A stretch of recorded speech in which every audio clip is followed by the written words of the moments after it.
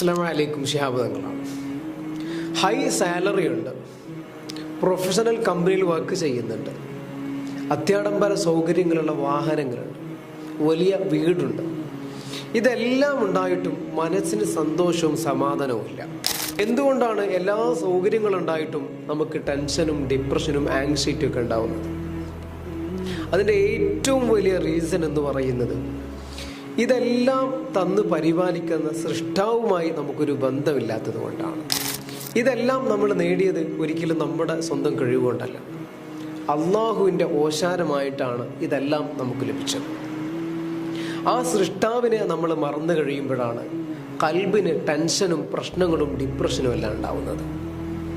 അലാ ബിദിക്രില്ലാഹി തത്മഇന്നുൽ ഖുലൂബ്.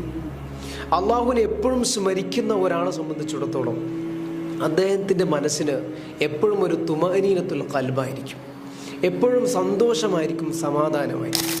ഇത്തരത്തിൽ റബ്ബിനെ മറക്കുന്നവരാണെങ്കിൽ നിങ്ങൾ എന്തൊക്കെ നേടിയെന്ന് പറഞ്ഞാലും മനസ്സിന് സന്തോഷവും സമാധാനവും ഉണ്ടാവില്ല എന്നത് തീർച്ചയാണ്. രണ്ടാമത്തെ കാരണമെന്ന് പറയുന്നത്, നമുക്ക് ജന്മം തന്ന മാതാപിതാക്കളെ വേദനിപ്പിക്കുന്നതാണ്. അള്ളാഹു റസൂലിനോട് നബിയെ സ്വർഗം എവിടെയാണ് എന്ന് ചോദിച്ചപ്പോൾ അവിടുന്ന് പറഞ്ഞത്, അൽ ജന്നത്തു തഹ്ത അഖ്ദാമിൽ ഉമ്മഹാത്ത്. മാതാപിതാക്കളുടെ കാൽച്ചുവട്ടിലാണ് സ്വർഗമെന്ന് മുത്തുനബി നമ്മെ പഠിപ്പിച്ചിട്ടുണ്ട്. ആ മാതാപിതാക്കളെ വേദനിപ്പിക്കുകയോ വിഷമിപ്പിക്കുകയോ ചെയ്താൽ ഒരിക്കലും ജീവിതത്തിൽ ബറക്കത്തുണ്ടാവുകയില്ല. മാത്രമല്ല, മനസ്സിന് എപ്പോഴും ടെൻഷനും വേവലാതിയുമായിരിക്കും.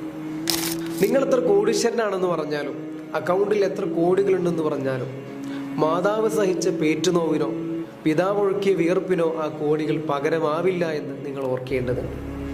മൂന്നാമത്തെ കാരണം എന്ന് പറയുന്നത്, സാമ്പത്തികവും ലൈംഗികവുമായ ശുദ്ധിയില്ലാത്തതാണ്. ഈ രണ്ട് കാര്യവും ഒരു വ്യക്തി സൂക്ഷിച്ചില്ലെങ്കിൽ ആ വ്യക്തിയെ സംബന്ധിച്ചിടത്തോളം അദ്ദേഹത്തിൻ്റെ ജീവിതം വളരെ ദുഷ്കരമായിരിക്കും എന്നുള്ളതാണ്. ഈ പറഞ്ഞ മൂന്ന് കാര്യങ്ങളും ശ്രദ്ധിച്ചു കഴിഞ്ഞാൽ അള്ളാഹു നമ്മുടെ ജീവിതത്തിന് സന്തോഷവും സമാധാനവും മരണം വരെ അള്ളാഹു നിലനിർത്തി തരുന്നതാണ്. അള്ളാഹു തൗഫീഖ് നൽകുമാറാവട്ടെ. അസ്സലാമു അലൈക്കും വറഹ്മത്തുള്ളാഹി.